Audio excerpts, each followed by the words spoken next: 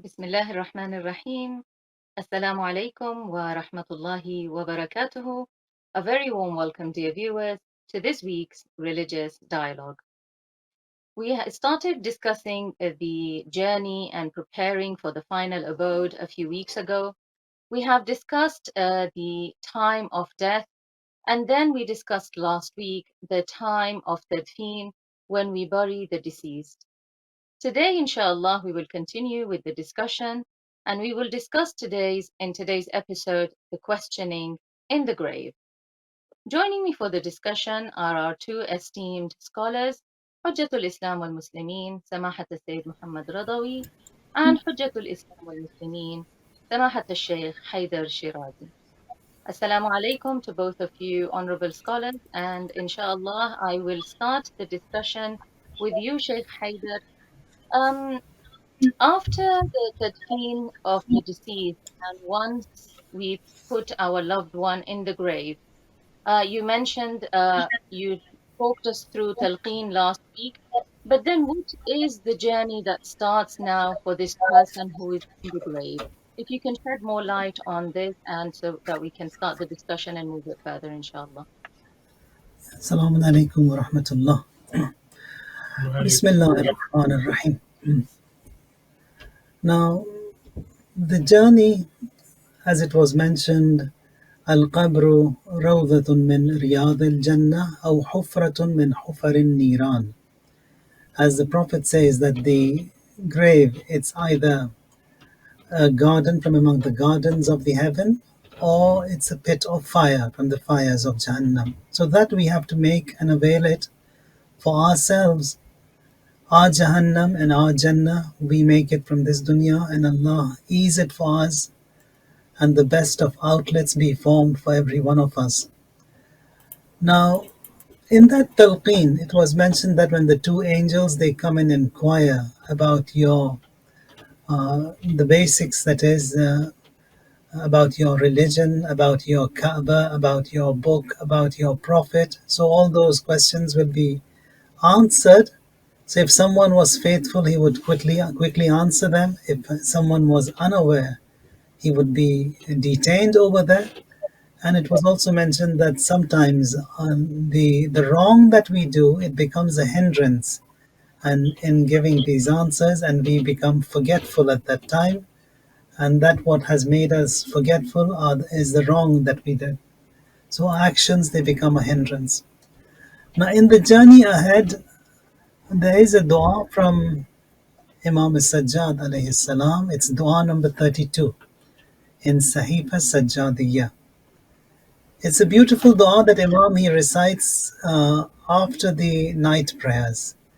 Now towards the end of that dua, we have this statement where Imam says, Allahumma inni a'udhu bika min narin taghallazat biha ala man asak. That Allah, I seek refuge in you from the fire through which you are harsh towards him who disobeys you. وَتَوَعَدْتَ بِهَا مَنْ صَدَفَ عَنْ رِضَاكَ, and by which you have threatened him who turns away from your good pleasure, from your rida. وَمِنْ نَارٍ نُورُهَا ظُلْمَةٌ وَهَيِّنُهَا أَلِيمٌ, and I seek refuge in you from a fire whose light is darkness. Now, although it is fire, but Imam says it is dark. And then says, whose ease is pain, and whose far is near. وَمِن نَارٍ يَأْكُلُ بَعْضَهَا بَعْضٍ, and from the fire that would eat parts of us. Now it's a detailed dua where Imam he weeps and he cries a lot. Now after the questioning in the grave, one of the concepts that we have and the belief systems, we did have that in the talqeen as well. It is regarding the sirat. Sirat means a bridge. A bridge that will be laid between in the Akhirah, on which every one of us has to pass. Now, the description that we have from the Ma'asumeen regarding the bridge is it is finer than hair and it is sharper than a sword. So, if it is like that, then what purpose does it serve? and how can anyone use that as a bridge to pass from one side to the other. Now we talked about talqeen and we talked about the hell and the heaven, and getting into the heaven you have to pass through this sirat, and it is one of those important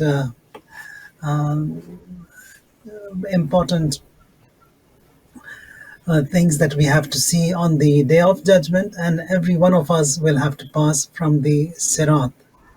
Now, in this talqeen, we said that wa ashhadu anna nashra haq, the resurrection is haq, it is right. Wal ba'sa haq, wa anna sirata haq.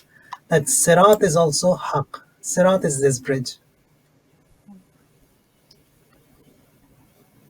Now, when we have to pass from this sirat, the events of the day of judgment will unfold, and after the statements of accounts they are given, they are presented to us. It's the actions, great and small, all of them will be presented before the Almighty Allah. Then the hell will be presented, and a bridge will be laid. Now, the general perception regarding Jahannam is it is a facility, like the heaven is a facility where people will be sent. But Quran has a different approach. Says that وَإِنَّ جَهَنَّمَ لَمُحِيطَةٌ. That is Sirat, the bridge, it will be laid amidst the Jahannam, in the middle of Jahannam, and it will be all around, surrounded with fire, with the punishment, with the wrath. Now the other question is, if Jahannam is like that, and a facility, not a facility, and a bridge will be laid amidst the Jahannam, then will everyone have to pass from that Jahannam? Now here we refer to Quran, refer to Quran, and there Quran says that وَإِن مِّنْهُمْ إِلَّا وَارِدُهَا كَانَ عَلَى رَبِّكَ حَتْمًا مَقْضِيًّا. That everyone has to pass through the Jahannam.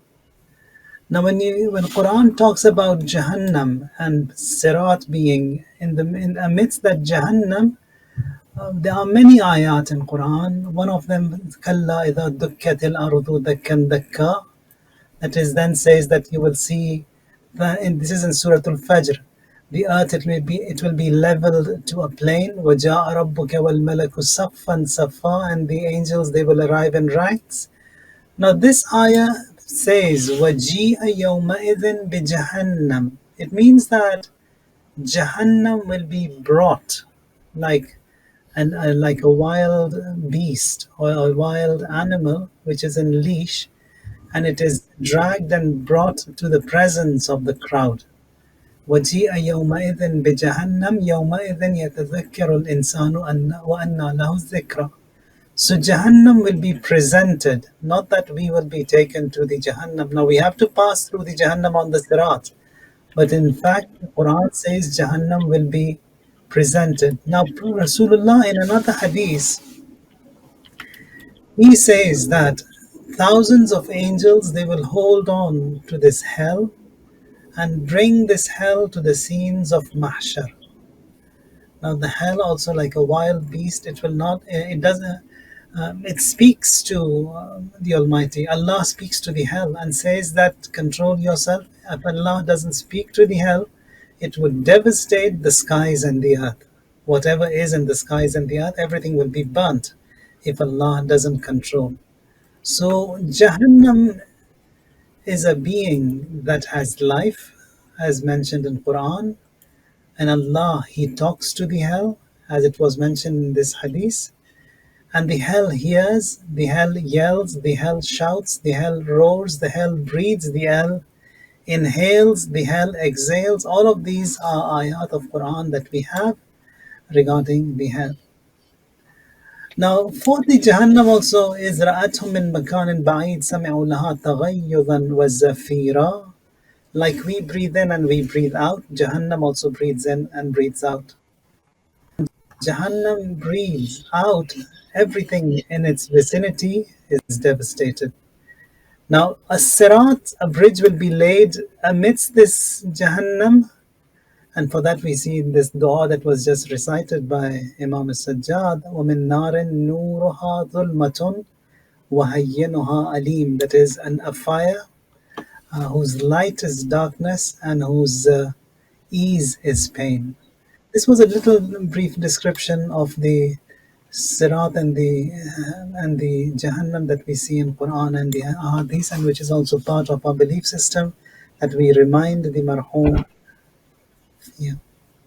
Yes, you have elaborated further on the concepts that we remind the deceased in the talqeen, and you have taken us on a journey now after the day of judgment, I suppose, of Sirat and Mizan and Jannah and Jahannam. But I just need a clarification about something you mentioned, Sheikh, here. You mentioned that Jahannam and the hellfire is a live being that breathes, that exhales, that.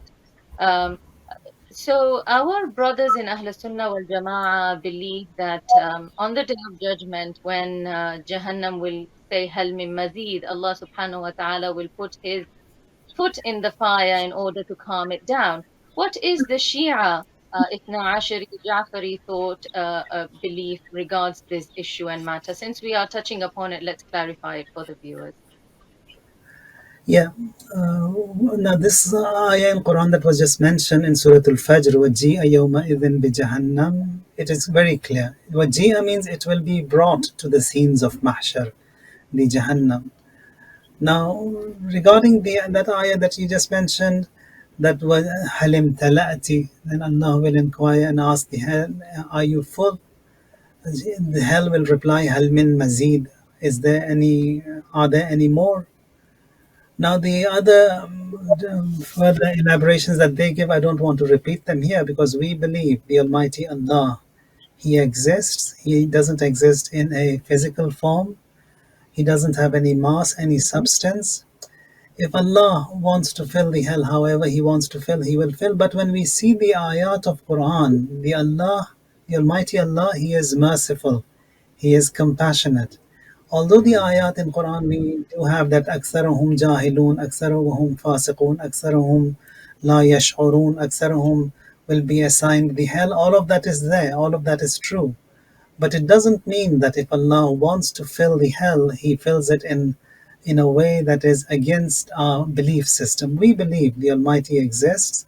He doesn't have a material form, and He doesn't need to fill the hell in the way that they have defined it. Because they believe the Almighty, He has limbs and He has parts of the body. Now, when we talk about this, it's quite a detailed topic. When we say the might of Allah, the Yadullah, when the Quran says Yadullah means the might of Allah, Wajhullah means the reflection of Allah, doesn't mean the exact face of the Almighty.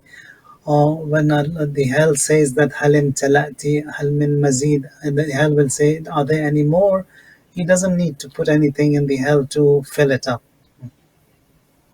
Thank you for the clarification. Let me bring in the Syed at this point. Syed, if you would like to shed more light on this question, the final question I asked Shaykh Shirazi, you're more than welcome to. But if you can give us your thoughts about the questioning in the grave and the journey of Barzakh that starts after we put the deceased to rest and we bury them.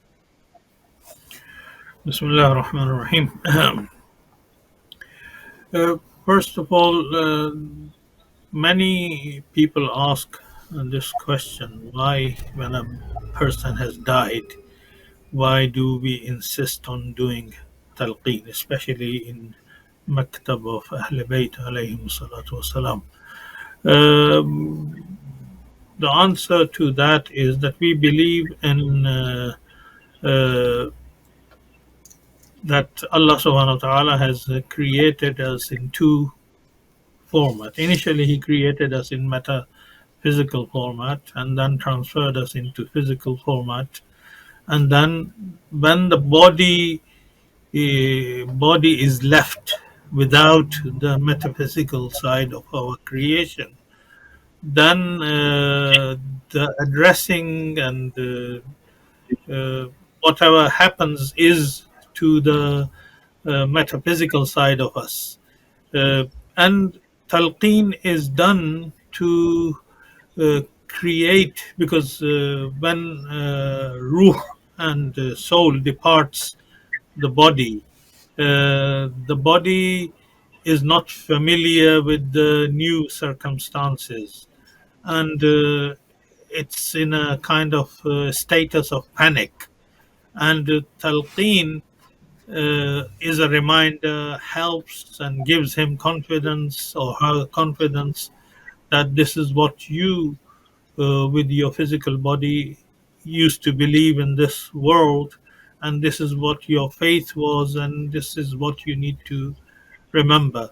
Uh, we don't have enough time to go in the details, but if we look at the procedure of burial, especially in the teachings of Ahlebait, taking the body to the grave is a gradual process.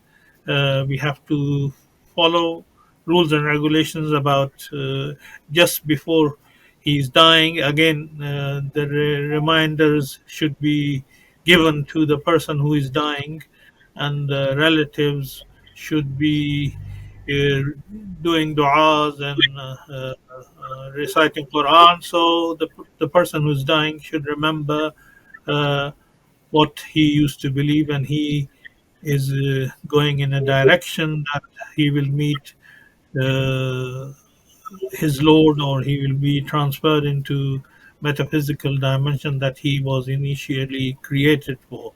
So the reminders are necessary. Even Allah subhanahu wa ta'ala in Holy Quran says, Zakir fa inna dhikra tanfa'ul mu'minin. During our lifetime, we need reminders. And at this point, when we are facing this critical moment in our life, which in which our metaphysical side is separating from the physical side. So we need to be made familiar, and we need to become comfortable with the new. And although environment is not new, but we are not familiar. While we were in this physical dimension, we had totally some people, majority of the people who totally either don't remember the metaphysical side of creation, or they don't bother about it. And those who bother and who believe in religion and Islam and faith, they may remember that this is the final abode that we are going to go for it. So reminders are important, and that's why even the body is shaken, because the ruh which is around the grave, ruh, according to narration, ruh witnesses the process of his body being washed, cleaned, and prepared for burial, and the ruh, watches the body being taken to the grave. The ruh watches the burial of the body, and this is the time when the ruh and the soul panics. So the question here which arises is that when this Munkar and Nakir, I mean, or Mubashir and Bashir is also mentioned, they come forward and start asking questions. Who do they ask this question? The question is directed to Qalib Misali. I mean, in religious terms, this is what is, because the physical body has died, and those who believe in science only, they say why we are afraid of the physical body, and the body is dead and it cannot do anything. So why even some youth and youngsters ask question, when this body has died, why we are shaking the body and answering, asking the question, or mentioning and repeating the body's names, and the way the whole process is repeated, they usually ask this question. So the answer is that we are trying to connect the physical side of our creation with metaphysical side, which is alive and witnessing all of this, that this is the body. According to some narrations, even the metaphysical side could not and does not believe that it has been separated. And according to some descriptions that have been given in narrations, the body, the metaphysical side of our creation, goes after the same relatives and tries to speak to them. What are you doing? Why you are leaving me alone? What's happening to me? And the metaphysical side tries to communicate, but because he or she is in the metaphysical dimension, they cannot establish communication with the relatives who have come for the funeral. So this exists, and this is important and necessary talqeen to be done. And again, uh, there are reminders that even after the burial, relatives should keep going to the grave. Regarding Salman, I think it's Salman Al Farsi or Abu Zar Al Ghafari. Uh, One of their sons died, and they used to go to the grave and rub hand on the soil of the grave and address and speak to them.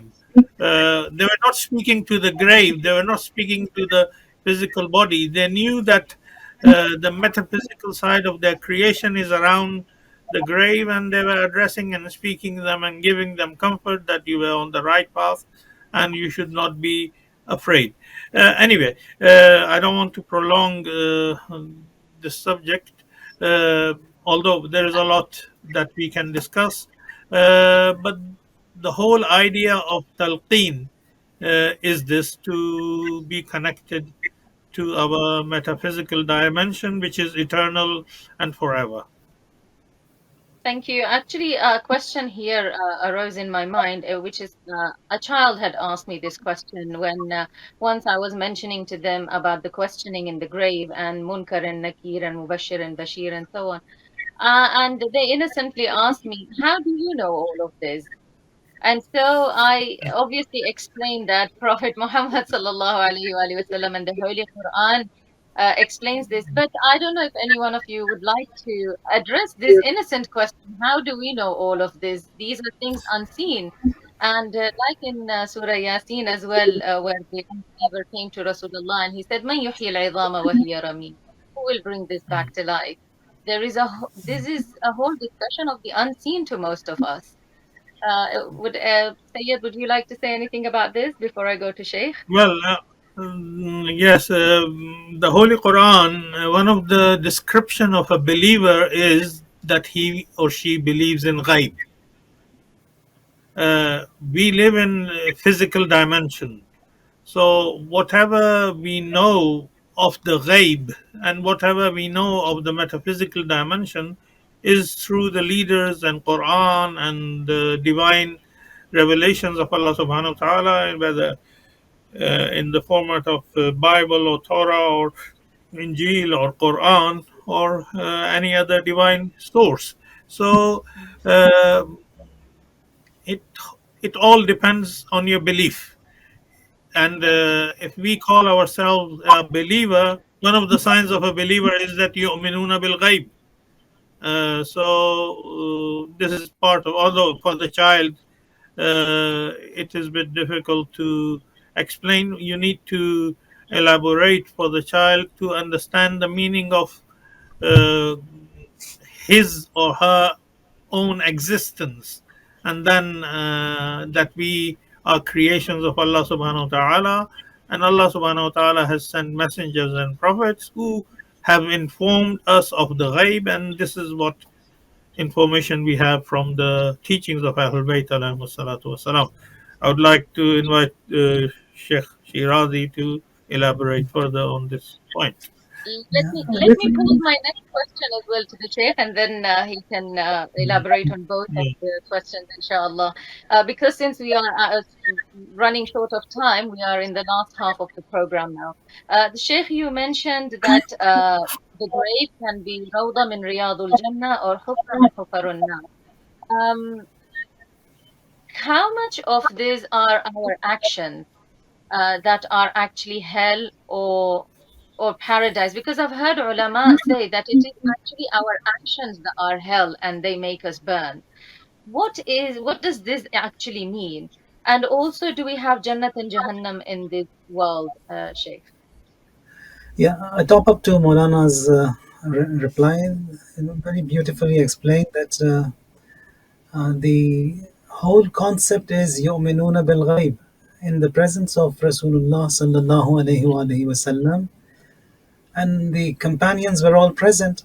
All of a sudden, Rasulullah, he says, Allahumma laqini ikhwati. Allah, make me meet my brothers. The companions who were present in that meeting, they said, Ya Rasul, we are your brothers. Who do you want to meet? The Prophet, he replies, you are my companions, you are my ashab. And there he says, my brothers are the people of the end of time, who will come into existence, who will have faith in me, not seeing me, who will have faith in ghaib, who they haven't seen, belief in the one God, which is ghaib, belief in me, which is ghaib, belief in Imam Mahdi, that is ghaib, belief in the Akhirah, that is ghaib. Says those who will be having faith in all this ghaib, they are my brothers. And then he continues and says that in the end of time, safeguarding and preserving your religion, your iman, will be like holding flares of fire on your palm. How tough, difficult would that be? These mu'mineen, these believers, these brothers of mine in the end of time, they will save their faith, their iman, just like holding that flare of fire in their palm, and they will be believers of me. They will believe in me. They are my brothers. That is another top up you can give to those children. So everything is ghaib. Everything. The beauty of our religion is having faith in the unseen. Now, regarding the other question that you inquired about, yeah, that the first hadith that was mentioned, that the grave is either it's a garden from among the gardens of the heaven, or it's a pit from among the pits of fire. That garden and this pit, we make it ourselves. Our actions, they are the one, they are that what we make and we acquire in this world, what we get and reap in the akhirah. So everything is the amal, everything are the actions. If the actions are good, مثقال حبة خيرا يرى مثقال ذرة شرا يرى. So حبة, مثقال حبة means an atom weight. That is as tiny as that. If we do good, we will see it. If we do that much of a bad, we will see it. So the hell and the heaven, it is by our own self. And also in this dunya, we do have hell, we do have heaven. The haram that we have in this dunya is the hell in the akhirah. Abiding by the halal in this dunya is getting into the heaven in the akhirah. Being within the parameters of deen, within halal and haram, means that we will be safe. If someone trespasses and commits every haram, consumes every haram, does every haram, then definitely the outcome is going to be the hell, because that is the hell that Allah has made in this. If we don't have that replica in this world, it doesn't make sense. So whatever we have in the spiritual dimension or the metaphysical dimension, we do have a replica of that in this world. Only then will it become easier for us to move to that metaphysical or the spiritual dimension. Without that, it won't be possible. In the presence of Amirul Mu'mineen, Ali alayhi salam, there were people, they inquired about Sirat. There Rasulullah says, Aliyun huwa Siratul Mustaqim, that Ali is the Sirat. Or the Imams, they are the Sirat. It means that if you are with Ali, you will be safe and firm on the Sirat in the Akhirah. So if you were with the religion, you will get a good outcome. If you were with halal, your end results will be the heaven. If haram was there, then the punishment will be there. What is the life that the person who dies experiences in the grave and before the day of judgment? Is there life there, or is it quiet there? What happens? Yeah, I mean, there are lots of instructions. And this question also may be asked that, of course, we have heard a lot from ulama, scholars, that after we die, Munkar and Nakir will come and the questions will be asked. And this is a very fearful time, especially for those who have done. None of us are infallible. We may do something wrong in our life and forget it. So it is at that time everything will be brought forward in front of us, and we will be questioned about it. So that is what may create panic, because we may hide certain activities of our life from other people during our life in this world, but nothing is hidden from Munkar and Nakir. Nothing is hidden from Allah subhanahu wa ta'ala. They record everything that we have done in this life. So even in this day, in if you are invited for an interview somewhere, and you are told that you will be presented with everything you did in the past, you will be panicking, and you will be worried that what on earth are they going to show about me. And uh, this panic is definitely there. What is the solution?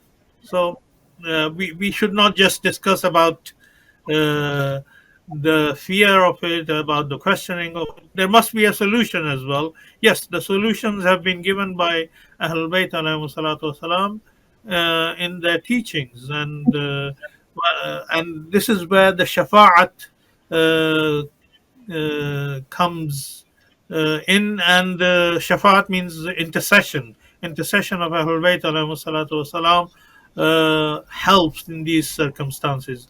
There are so many events. I mean, as Sheikh Shirazi was mentioning about ghaib, there are lots of things that are ghaib and we don't know about it. So uh, the best way, one of the way of communication about ghaib is the dreams of the pious people. There are so many incidents narrated in the books, Islamic sources, that some great scholars had a dream about someone being buried next to the holy shrine of one of the Ahlul Bayt alayhi salatu wasalam, and they were not being welcomed, and then suddenly, like the one incident is narrated about Imam Raza alayhi salatu wasalam. Imam Raza comes forward in the dream of this person and says that because this person believed in Shafa'at of Ahlul Bayt alayhi salatu wasalam, and he repented in his heart before dying, and his wish was to be buried next to the holy shrine of an Ahlul Bayt alayhi salatu wasalam. Please forgive them.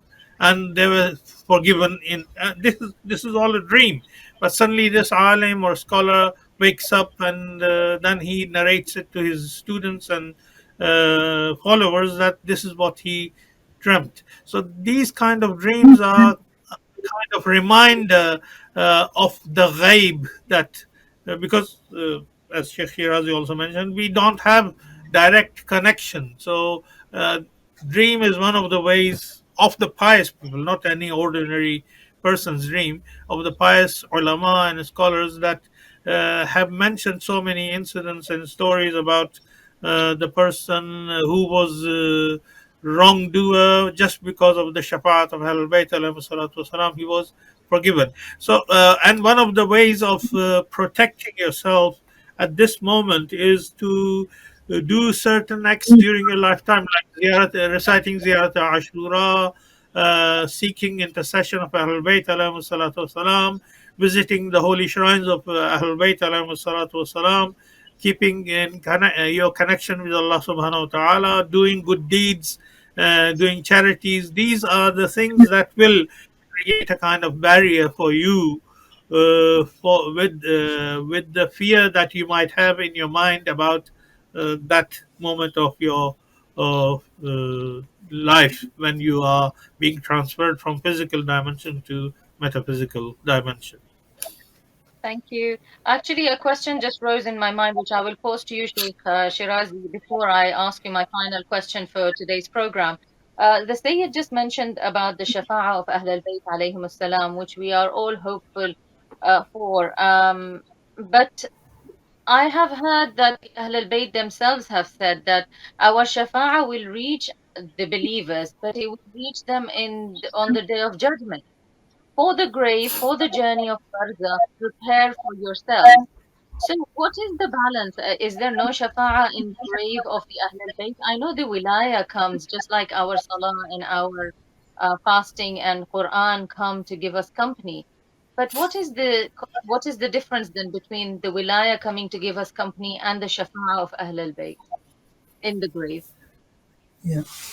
In Ayatul Kursi, we read, Man zalladhi yashfa'u indahu illa bi'iznih. So it's certain, definite that shafaat is there, the intercession of the Ma'sumin. Shafaat means help. Now, this help is definitely there. Now, to understand this in easier words, if you want to buy something and you are buying it on credit, and you go to the shop to buy a TV, for example, I've got $200, and the thing I want to buy is 400. There is no credit in there. If I have a good credit history, I call the bank, they will increase the limit and I can buy it. So intercession shafaat is also something like that. So we have to have something with us so that limit can be increased when we are in need. If someone has nothing, no credit card, no balance, no money, and he wants to buy a TV and says Bismillahir Rahmanir Rahim with the shafaat I want to buy, it won't happen. So we have to have something with us in our pocket. The top up will be given from the Ma'sumin alayhim salam in the form of a credit limit increase or help from the Ma'sumin. And we have that all the way through, especially from the point of death. In the riwayat that we have from Hazrat Fatima alayha salam, she says to Salman that on 50 stops and stations or 100 stops and stations, we will be there to help the mu'mineen. The easiest one of them is death. For us, death is the most difficult. So from the point of death until getting into the heaven, that shafaat of Ma'sumin is there. They will be with us, by us. Even in another hadith that we have from Rasulullah sallallahu alaihi wasallam, Hazrat Fatima, she was worried. She says, Ya Abata, will I see you on the day of judgment? Rasulullah says, on three places you will definitely see me. Says, by the scale of balance you can see me. When people will be placing their actions on the mizan, there I will tell the Malik, who is the caretaker, to make the actions heavy. That is my shafaat there. And then says, when they want to enter the heaven also, I will be there. I will ask them to be easy upon them. When the account will be taken, I will tell them to take the account easily, be gentle with them. All this is the mercy and compassion and the shafaat of Rasulullah. We do have that also in Barzakh. In Barzakh also we do have.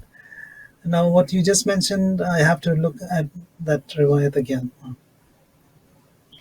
Thank you. Now we are down to our last 10 minutes. So if I would ask you, Sheikh Shirazi, to first tell us more about the journey of Sirat. I know you said that everybody will pass through Sirat.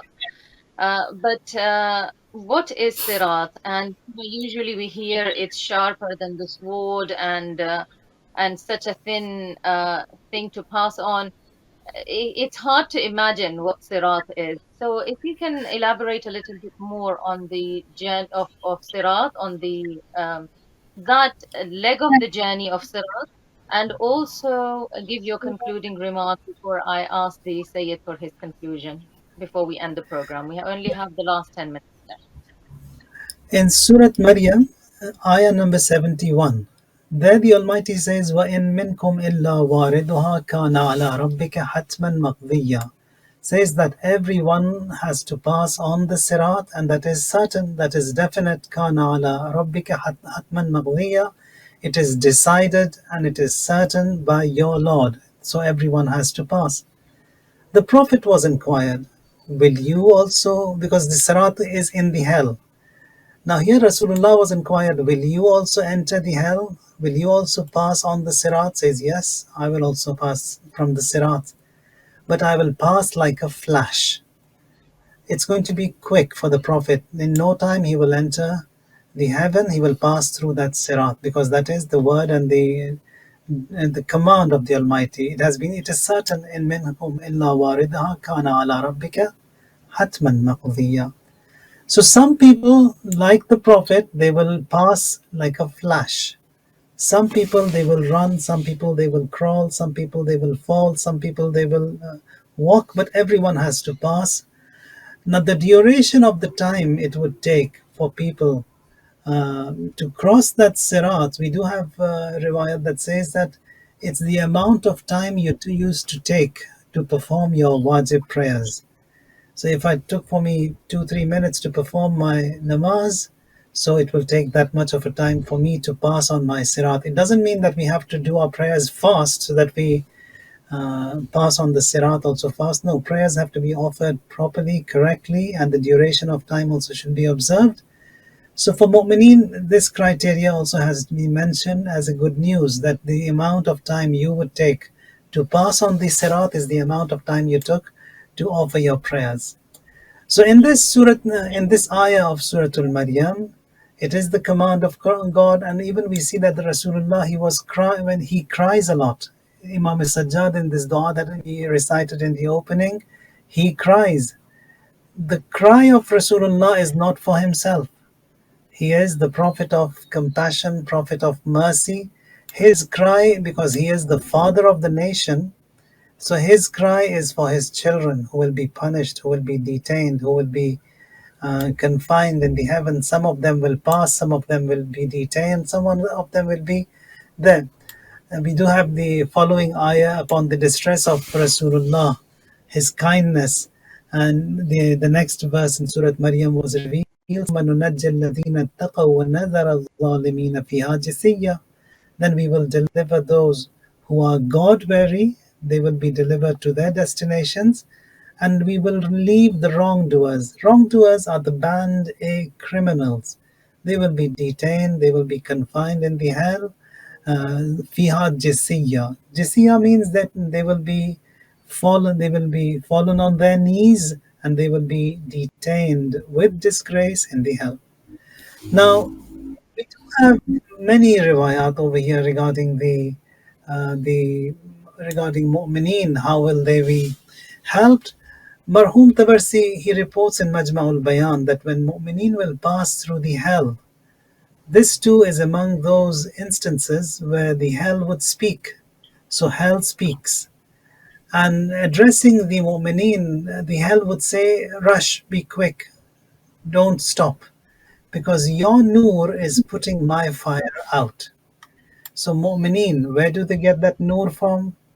That nur has to be sought from this dunya. In Surah Al-Hadid, says that mu'mineen, as a result of their iman, as a result of their belief in ghaib, in the hereafter, in origin, in destination, in qiyamah, in rasul, in imam, a nur is given to them. With that nur, they navigate to the heaven.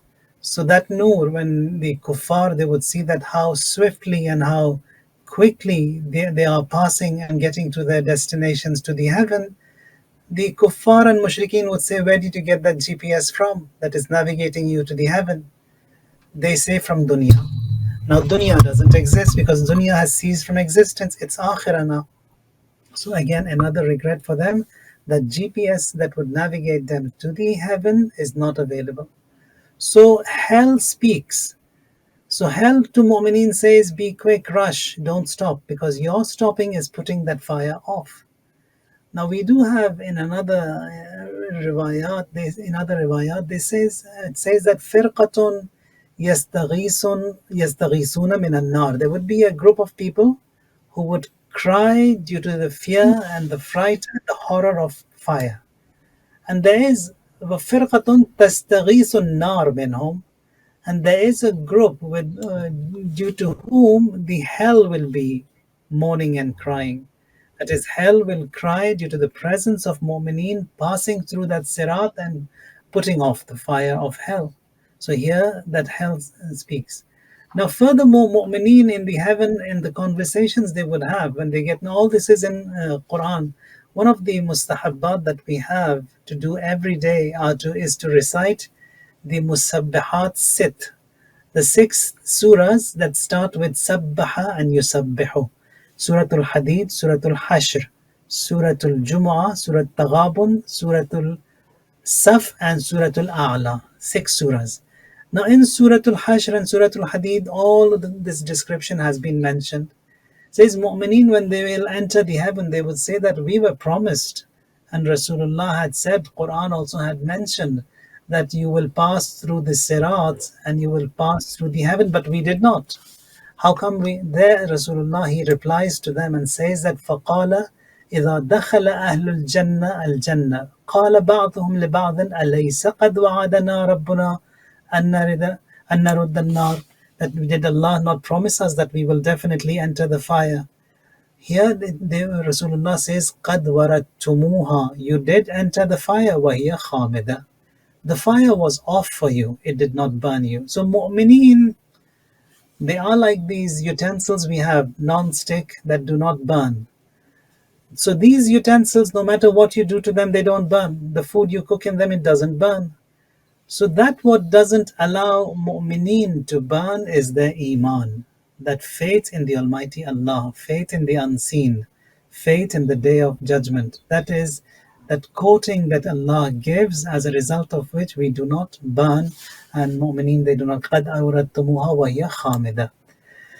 So Sirat is in the hell, not above the hell, Quran says. So why must everyone pass through the Sirat? That also was mentioned, that everyone, this Jahannam also, it's a reflection of, now to the children in the madrasas, they do teach the Sifat Jamal and Sifat Kamal, Sifat Subutiya and Salbiya. No one understands. No. Sifat Jamal are the qualities and attributes of perfection of Allah. In easy words, Jannah is a reflection of the Jamal of Allah, and Jahannam is a reflection of the Jalal or the Sifat of the Almighty Allah. So Allah, both of them, it is the mercy of the Almighty. To me, His mercy is shown in the form of heaven, and to mushrikeen, kuffar and munafiqeen, the banned a criminals, His mercy is shown in the form of hell. Just like a mother, when she wants the child or the baby to get well, sometimes she gives him a bitter medicine, sometimes, if needed, a shot, an injection, and if required, maybe a surgery to be done so that he gets well. So this Jahannam also is a reflection of mercy of Allah to the wrongdoers in this way. That is the Sifat al-Jalal of the Almighty Allah, Tabaraka wa Ta'ala, that we have and we see. Now, Jahannam is the reflection of. Now, everyone will also blossom. Now, there I was a mean, question you just. Sheikh, I do apologize. We are completely out of time. Inshallah, we will carry on this same discussion next week. We will continue from where we've left over. Syed, if I would ask you for your final conclusion, please, before we end the program. We just have the final minute. And inshallah, dear viewers, we will continue this discussion next week because there's just so much to go through and so little time. Syed?